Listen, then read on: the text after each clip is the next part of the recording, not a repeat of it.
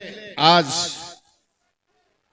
मेरे नामांकन पत्र में भरवाने के लिए आए हमारे बहुत ही अजीज नेता, किसानों के हमदर्द, गरीबी को मसीहा और मैं क्या कहूं, जिसको पूरे हरियाणा से आस है, चौधरी भूपेंद्र सिंह हुड्डा जी, जो आने वाले हमारे मुख्यमंत्री भी होंगे। साथ में आए मेरे बहुत ही सीनियर साथी और डिप्टी सीएलपी लीडर भाई आफ्ताब अहमद जी और सम्मानित मंच, सभी पत्रकारगण और मेरे सभी नौजवान साथी और मेरे मोहतरमा बुजुर्ग दोस्तों और मेरे दिल के धड़कन, सभी मेरे प्यारे भाइयों।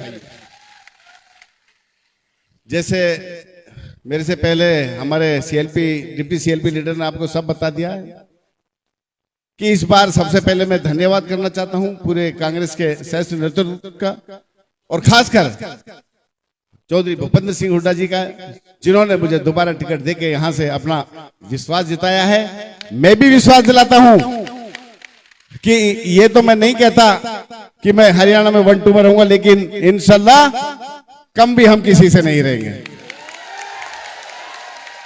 बाकी ये सच है, 10 साल में जितना मेवात पिछड़ा है, जितना आप नंबर 1 बना के गया है, इस बीजेपी सरकार ने उसको पिछाड़ने का काम किया है।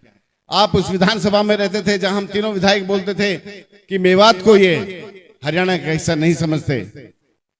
ये सच है कि जो 4 लेन आप बना के गए वहीं गाड़ी रुक गई, जो पॉलिटिकल कॉलेज आप बना के गए वहीं गाड़ी रुक गई, जो टीचर्स आप देके गए वहीं गाड़ी आके रुक गई, जो नल्हड़ मेडिकल कॉलेज बना के गए आज उसमें बीपी शुगर की दवाई नहीं है, वहीं आके रुक गया। इसमें कोई शक नहीं है कि हमारा मेवात बहुत पिछड़ चुका है। हम विधायकों ने, चाहे 4 लेन की बात हो, चाहे स्टेट यूनिवर्सिटी की बात हो, चाहे मेवात कैनाल की बात हो, सब चीजें विधानसभा में अपने हर तरीके से हर विधायक ने अलग अलग तरीके से उठाई है। लेकिन इस बीजेपी सरकार ने आज तक हम गरीबों पे इतनी भी रहम नहीं खाई कि इनको डॉक्टर्स, अध्यापकों, 4 lane, state university, Mewat canal, industrial area कितना जरूरी है, लेकिन इस सरकार को कुछ भी परवाह नहीं है कि मेवात किस तरह से पिछड़ रहा है। क्योंकि आपको पता है देश में सबसे पिछड़ा हुआ क्षेत्र है तो वो मेवात है। मैं तो ये कहता हूं, जबकि इसको सरकार को चाहिए था कि यहां स्पेशल बजट दिया जाता ताकि मेवात भी और जिलों के बराबर आ सके, लेकिन अब आप लोगों के सामने सब कुछ है कि इस टाइम इलेक्शन चल रहा है और यह भी पता है कि जो हरियाणा में कांग्रेस की हवा है वो हमारे चौधरी भूपेंद्र सिंह हुड्डा की वजह से और किसी की वजह से नहीं है। मैं ये विश्वास दिलाता हूं कि आने वाली सरकार जब कांग्रेस की होगी, 8 तारीख को जब रिजल्ट आएगा, 70-75 सीट जीत के जब कांग्रेस आएगी, जिसके चीफ मिनिस्टर मुख्यमंत्री भूपेंद्र सिंह हुड्डा जी होंगे। पहले आप लोगों को पता है पिछले महीने अनाज मंडी में चौधरी आफ्ताब जी के यहाँ प्रोग्राम था तो आए थे।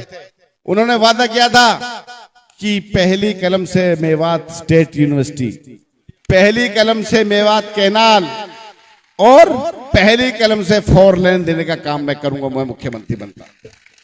हमारी सबसे जो बड़ा दुख है वो 3 कामों का है, और कामों को तो मैं, आफ्ताब जी और इलियास जी और जब हतीन से हमारे साथी जीत के आएंगे उन कामों को तो हम ही करा देंगे, उनकी चिंता मत करना। जिस तरह से अब हमें जो सब जरूरत है, जो बच्चों के लिए रोजगार की है, स्कूलों में अध्यापकों की है, अस्पतालों में डॉक्टरों की है, 4 लेन की है, और सबसे ज्यादा जो बेरोजगारी मेवात में फैल रही है उसकी है। हमारी सिर्फ जो कदर करता है वो कांग्रेस पार्टी और कोई नहीं। मैं ये विश्वास दिलाता हूं कि जब कांग्रेस की सरकार हरियाणा बनेगी तो 36 बिरादरी को आगे उठाने का काम आपका भाई विधायक मामन खान करेगा। हमारे इस मेवात में 36 बिरादरी रहती है। मेवात का सब भाईचारा पूरे हिंदुस्तान में नहीं, इसकी मिसाल दी जाती है, ये आप लोग सब जानते हो।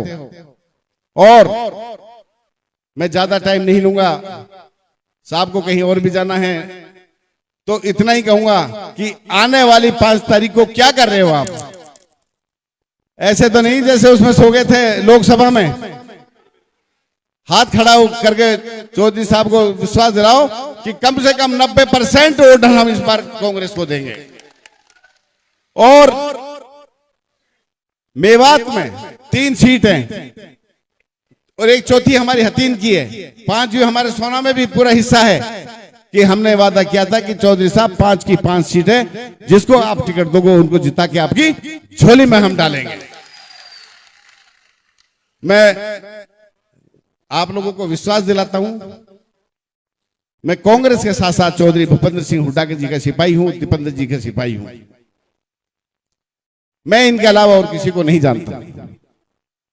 जहां ये बिठा देते हैं वहां बैठ जाते हैं, जहां खड़ा होते हैं करते हैं वहां खड़ा हो जाता हूं। मेरा साफ सीधा सा हिसाब। और आने वाले टाइम में भी इंशाल्लाह मैं अपनी उसी बात पे रहूंगा। जिस तरह से ये मेरे पे विश्वास करते हैं, मैं इनका विश्वास किसी भी कीमत पर टूटने नहीं दूंगा। और आप जानते हो कि विकास में हम तीनों चारों पांचों विधायक किसी से कम नहीं रहेंगे। जो आपका हिस्सा होगा, चाहे हमें कुछ ही करना पड़े, चौधरी साहब बैठे, आपके हिस्से को किसी को खाने नहीं दूंगा। और आज से इलेक्शन शुरू है। नॉमिनेशन भरने कौन कौन चलोगे मेरे साथ? हाथ खड़ा करो।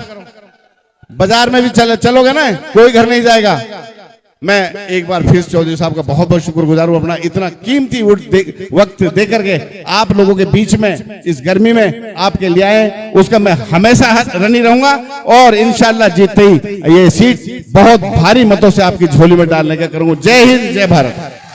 बहुत बहुत शुक्रिया चौधरी मोहम्मद खान इंजीनियर।